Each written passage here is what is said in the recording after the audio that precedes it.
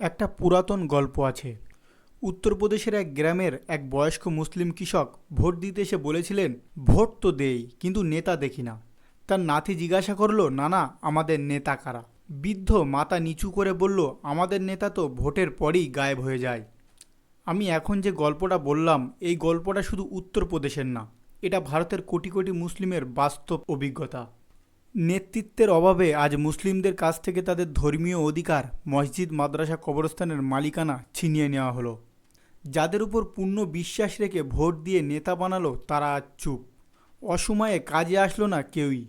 আচ্ছা বলুন তো, নীতিশ কুমারকে কি মুসলিমরা ভোট দিত না, নাকি চন্দ্রবাবু নাইডুকে মুসলিমরা ভোট দিত না? দেখলেন, তারাও আজ সময়ের সদ্ব্যবহার করলো ভারতীয় মুসলিমদের সাথে। এই ভারতে 20 কোটি মুসলিম। এটা কি ভারতের সবচেয়ে বড় লিডারলেস কমিউনিটি?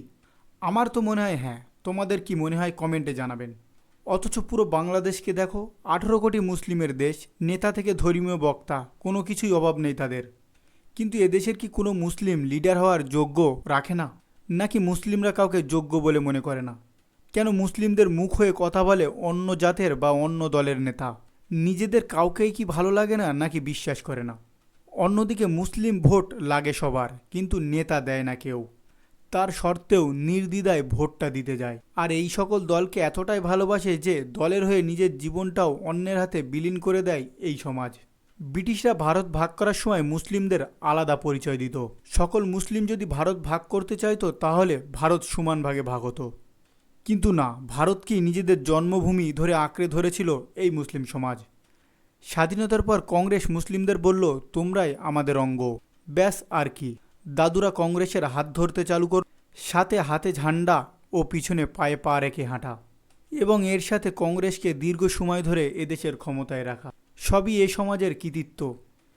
কিন্তু বাস্তবে মুসলিমরা রাজনীতির পাশে ছিল, মাঝখানে ছিল না। যার জন্যই তো আজ এই অবস্থা। সিএ, এনআরসি, ওয়াকাব বিল এ সমাজের জন্য এক মরণ ফাঁদ।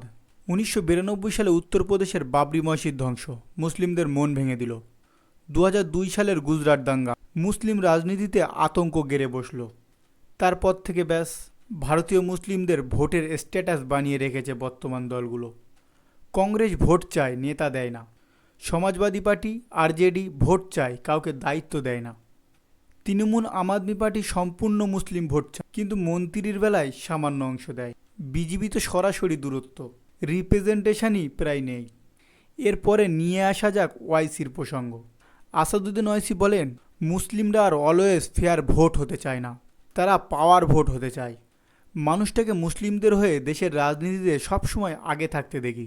মুসলিম ভোট নিয়ে রাজনীতি করলে কি হয়? প্রত্যেকটি বিষয় মুসলিমদের হয়ে তার সর্বোচ্চ দিয়ে এগিয়ে আসে। এই ওয়াকাফ বিলের কথাই বলুন না, গান্ধীর মতদর্শের আদর্শে বিলটাকে ছিঁড়ল, আবার সংসদের প্রত্যেকটা সদস্যের সামনে নিজে কেঁদে ফেলল। কিন্তু ওই যে কথায় আছে, ভালো মানুষের ভাত নেই। সমালোচনা হয়, কিন্তু এই সমালোচনা করে কারা? এই যে মুসলিমরাই করে। তাকে বিজেপির ভোট কাটার, বিজেপির বি টিম বলা হয়। মুসলিমদের ভয় বাড়ানোর অস্ত্র বানিয়ে ফেলা হয় সেকুলার দলগুলির দ্বারা। আর আইএসএফের কথা বললে, পশ্চিমবঙ্গের মুসলিমরা তো আইএসএফকে প্রয়োজনই মনে করে না। তাদের কাছে তৃণমূল কংগ্রেসই সব। দেখলেন তো, তৃণমূলের 3জন এমপি ওয়াকাফ বিলের বিরুদ্ধে ভোটটুকু দিতে যায়নি, অথচ তারা ভোট আসলে মুসলিমদের দরে দরে ঘরে। হিন্দুদের 80% ভোট বিজেপি নেয়, ওই জন্য মুসলিমদের কাছে ভোটের সময় পৌঁছে যায়। বিজেপিতে মুসলিম এমপি জিরো, তাদের মুসলিম ভোট লাগে না, যার কারণে নিজেদের ভোট ব্যাংককে খুশি করার জন্য মুসলিমদের একটু হেনস্থার মুখে ফেলে। 75 বছরে এদেশের মুসলিম প্রধানমন্ত্রী কেউ হয়নি। যে 20 কোটি মানুষ এদেশে ভোট দেয়, কেউ তাদের নেতা হতে চায় না। সবাই তাদের ভোট চায়। কিন্তু দিন বদলাবে সেই দিন, যখন মুসলিমরা ভোটার থেকে নেতা হওয়ার স্বপ্ন দেখবে।